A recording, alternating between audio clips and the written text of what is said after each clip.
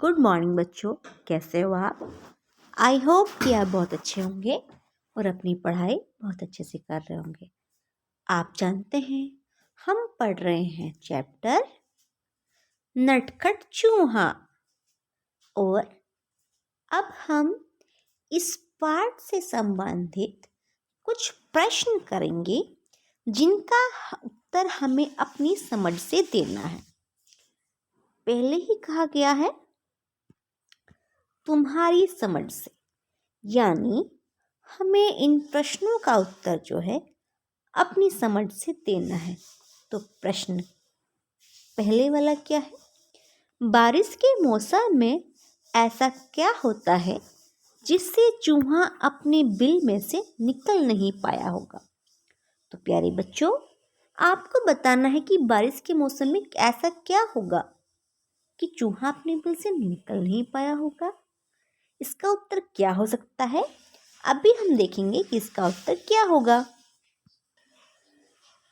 तो बच्चों, इसका उत्तर है बारिश के मौसम में चारों तरफ पानी ही पानी और कीचड़ ही कीचड़ फैलने के कारण चूहा अपने बिल में से नहीं निकल पाया होगा।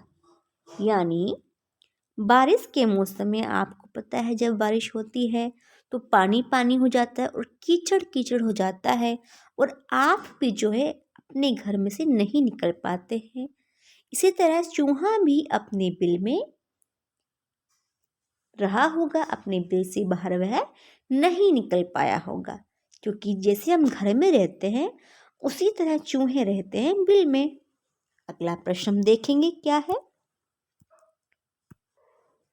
अगला प्रश्न है, क्या तुम्हें भी चूहा नटखट लगा? क्यों?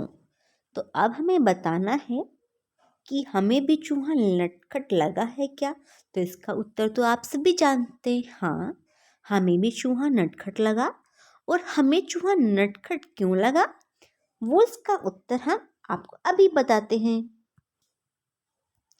तो बच्चों, इसका उत्तर देखिए, हाँ, मुझे भी चूहा काफ़ी नटखट लगा, क्योंकि उसने अपनी शरारत तथा नटखटपन से अंततः मतलब आखिरकार अपने काम सभी से करवा लिए।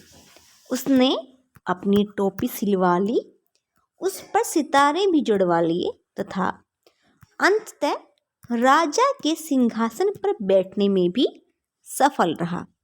यानी जो चूहा था, पहले तो उसने दुकानदार से अपनी टोपी के लिए कपड़ा लिया, फिर उसने दर्जी को डराकर अपनी टोपी सिलवा ली, फिर उसने सितारे वाले की दुकान से सितारे भी लगवाए अपनी टोपी पर, और आखिर में जब उसकी टोपी तैयार हो गई तो वह उसे पहनकर राजा के पास गया और वहाँ पर उसके सिंहासन पर बैठ गया। तो इससे हमें पता चलता है कि जो चूहा है वह बहुत ही शरारती है, यानी बहुत नटखट है। अगला प्रश्न क्या है वो हम अभी देखते हैं। प्रश्न है, कपड़े वाले ने, दर्जी ने, सितारे वाले ने चूहे की बात पर ध्यान नहीं दिया। तुम्हें इसका क्या कारण लगता है?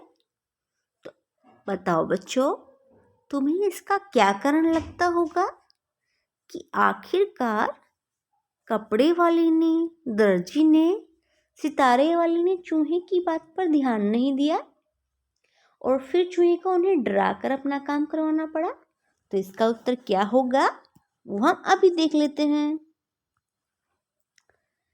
इसका उत्तर है, किसी को भी एक चूहे का टोपी पहनना तथा उस पर सितारे लगाने वाली बात गले नहीं उतर रही होगी।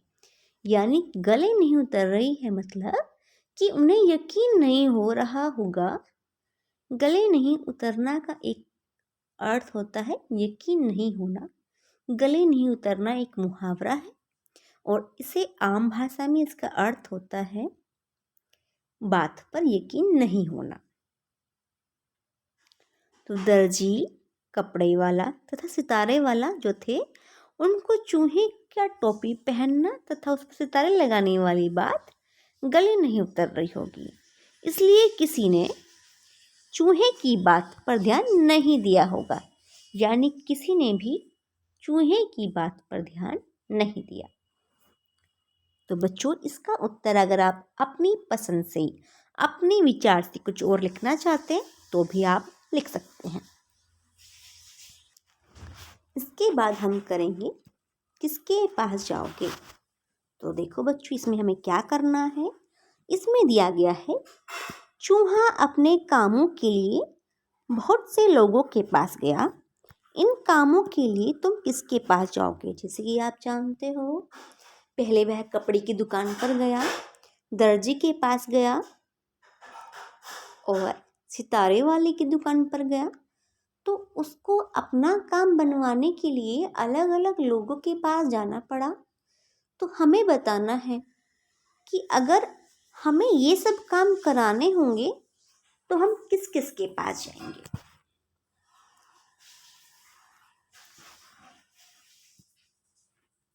अगर हमें कपड़ा खरीदना हो, आप जानते हैं कपड़ा खरीदने के लिए हम दुकान पर जाते हैं। और बच्चों, मैं आपको एक जानकारी देना चाहती हूँ कि जो कपड़ा बेचते हैं उस दुकानदार को कहा जाता है बजाज। यानी जो दुकानदार कपड़ा बेचता है वह कहलाता है बजाज। यानी हम जाएंगे बजाज के पास। फिर है लकड़ी की कुर्सी बनवानी। आप जानते हैं हम लकड़ी की कुर्सी बनवाने के लिए जाएंगे बढ़ई के पास, क्योंकि बढ़ई जानता है कि लकड़ी की कुर्सी कैसे बनेगी। बढ़ई के पास। किताब पर जिल्द चढ़वाने के लिए आप जानते हैं हम और आप किताब पर जिल्द चढ़वाने के लिए जाते हैं जिल्द साज के पास। जिल्द साज।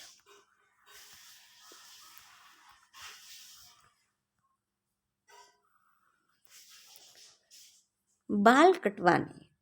आप सभी को पता है बाल कटवाने तो हम नाई के पास जाते हैं, यानी नाई के पास। मोहल्ले की रखवाली करवाने। आप जानते हैं कि हमारे मोहल्ले की रखवाली करता है चौकीदार। यानी हमारा जो गार्ड होता है, चौकीदार होता है, वो हमारे मोहल्ले की रखवाली करता है। तो इसे लिखेंगे चौकीदार।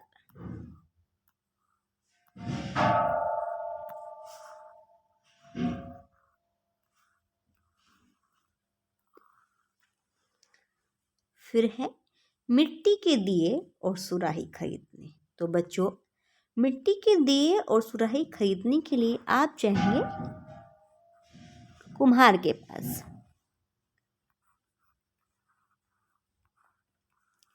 कुम्हार के पास। और माँ की घड़ी ठीक करवाने।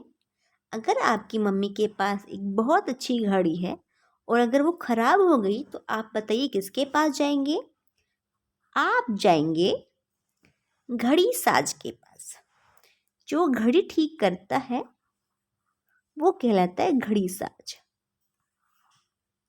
तो घड़ी ठीक करवाने के लिए हम जाएंगे घड़ी साज के पास। तो बच्चों, ये हमारा आज का कार्य हो गया है। इस कार्य को आपको बहुत समझ के अपनी कॉपी में लिखना है, यानी अपनी उत्तर पुस्तिका में लिखना है, और उसे आपको याद भी रखना है। तब तक आप अपना ख्याल रखिए और अपनी पढ़ाई बहुत अच्छे से कीजिए। Take care, bye bye, be happy, be safe.